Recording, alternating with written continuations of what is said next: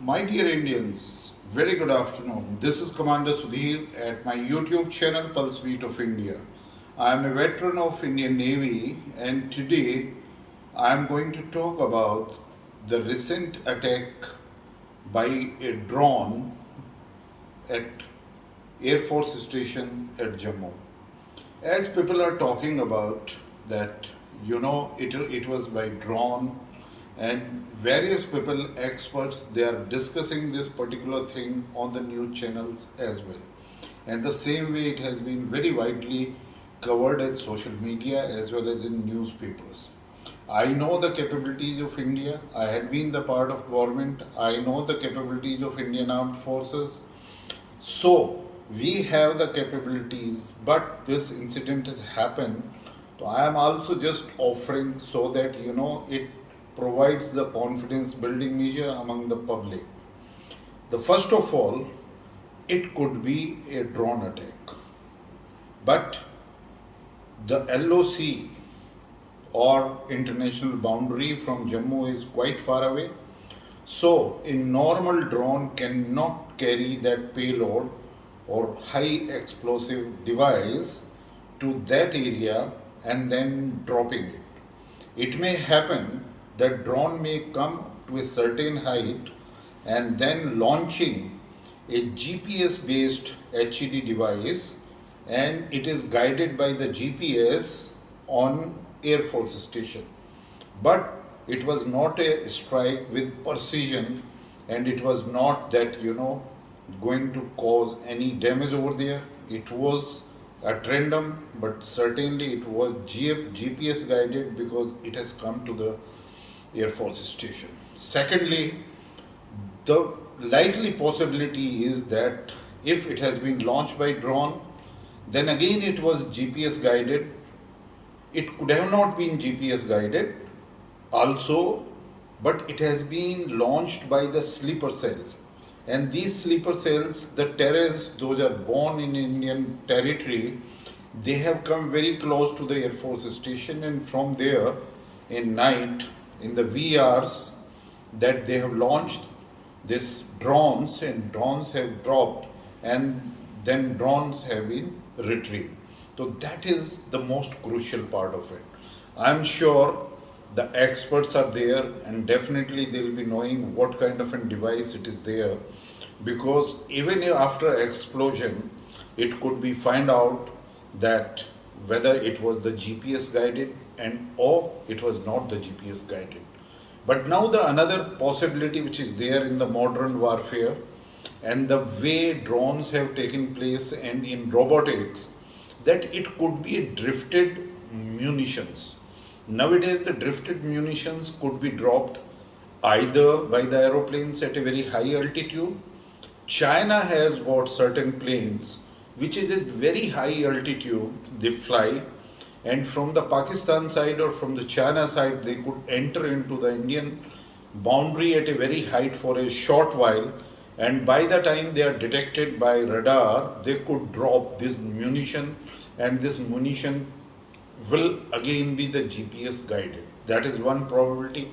And as I said, if it was from the Pakistan side, that it could be a UAV at a height, and then it was launched, and it could be a drifted munition, GPS guided or GPS controlled.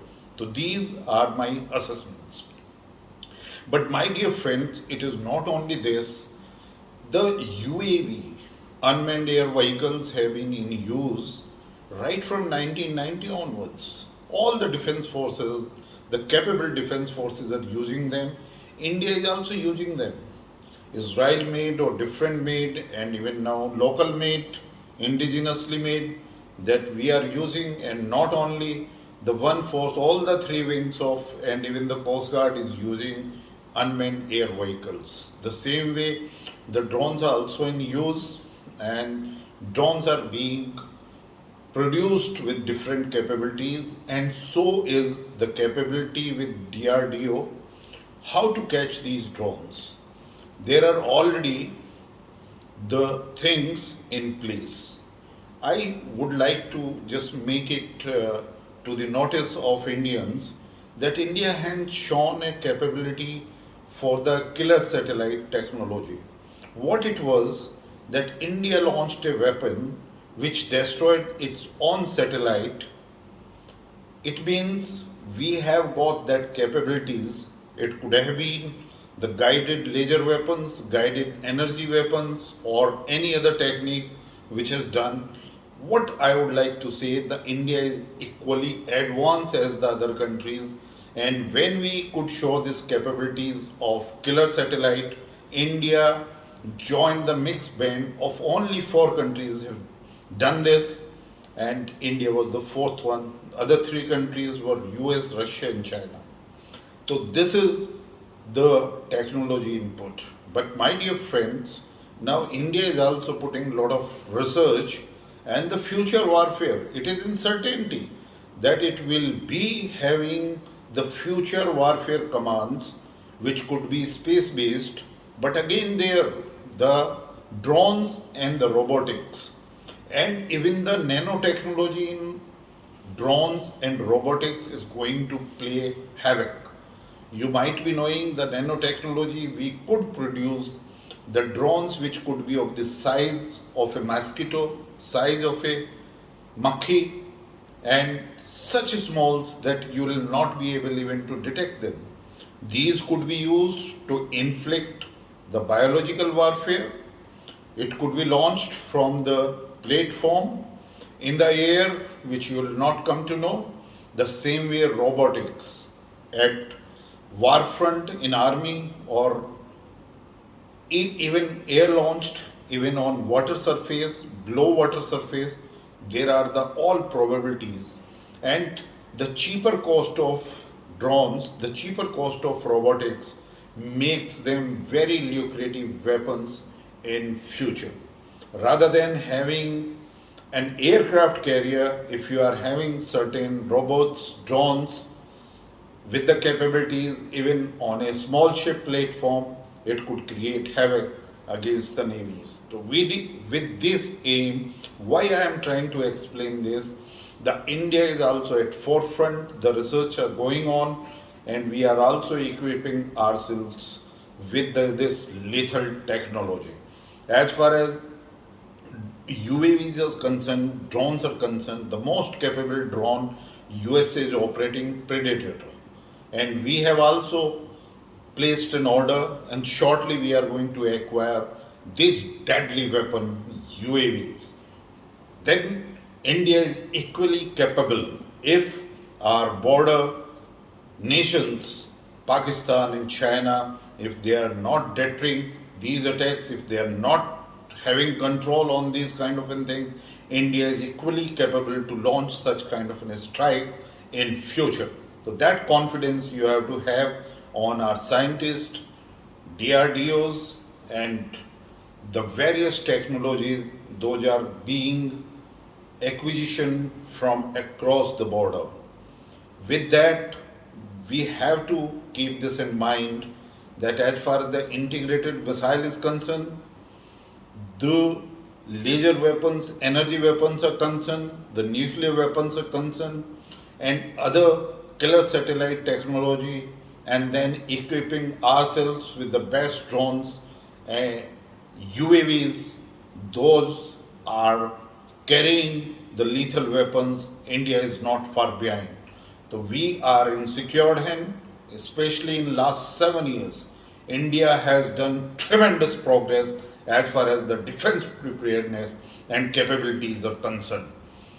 Enough amount of preparation has gone on border, and this is the result that China has to withdraw at so many places, Doklam, and after that at other places, and one or two places those are under contest. The negotiations are going on, and definitely the China has to withdraw. My dear friend, entire world knows it is only the capable India, it is only the strong India, it is only the peaceful India, it is only the democratic setup of India which could deter China and keep China under control.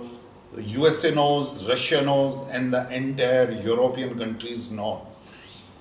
Then there is a swift flow of technology. to India, and indigenously now we are producing all these equipments, high tech electronic equipments.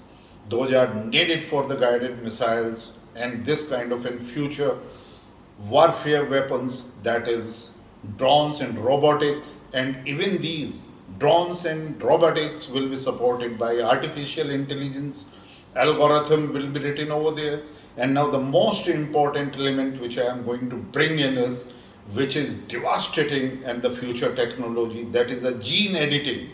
If you do the gene editing, you can produce the superhuman being. And if the superhuman beings are being produced in future, and if the use of these technologies are not made for the peaceful purposes, it will be very dangerous future for the entire world. So my request is that all the countries must have a restraint not to use the drones, robotics, artificial intelligence, quantum computing, and then finally the gene editing or the fake technology, the fake videos technology against other nations. And we have to bring in regulation on this. The Honorable Prime Minister of India, Narendra Modi, has already requested the United Nations that we have to bring in certain laws about how to keep control on this, the frontline emerging technology in future, which could be lethal to the humanity. So we have to have in control. I have brought all the aspects to your knowledge, and finally I would like to assure you that India is in capable hand. India is being looked after by very capable and strong Indian armed forces, so you need not to worry about it. Thank you. Jai Hind. If you like my video, please press like and then subscribe Pulse Beat of India. Till next, once again, thank you very much. Jai Hind.